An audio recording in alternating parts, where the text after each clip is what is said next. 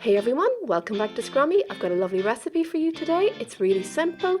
I'm going to show you how to make 15s. You've probably never heard of these before, but they're a popular sweet treat from Northern Ireland. They're called 15s because you use 15 of each of the main ingredients in the recipe.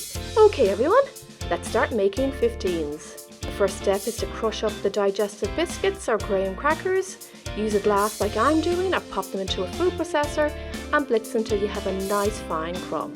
Next, add in the 15 glacé cherries. I cut mine into halves and quarters. Cut up the marshmallows using a scissors and you can cut them into halves and quarters. You can also use mini marshmallows. You'll need about 50 to 60 for this recipe. Mix everything together before adding the condensed milk and mix one final time until you have a nice sticky mixture. If you prefer to use something different to glacé cherries, you could add chocolate chips, crushed Maltesers, or even chocolate mini eggs would be lovely too. This is ready, so what we're going to do now is we're going to use some cling film. You can also use tin foil. Scatter most of the desiccated coconut on top and start adding the 15s mixture on top of the coconut. We want to create a long sausage about 30 centimeters long by 5 centimeters wide.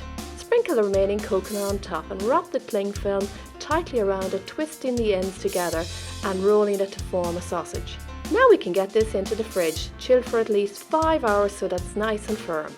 When it's chilled, remove the cling film and cut using a sharp knife into 15 slices. These 15s will keep in the fridge for up to 1 week wrapped in cling film. You can even freeze these for up to 1 month and they're perfect.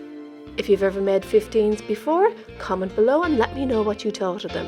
Hope you enjoyed this video tutorial and why not try making these yummy 15s. Don't forget to subscribe so you don't miss out on my easy to follow baking tutorials. Thanks for watching and happy baking everyone!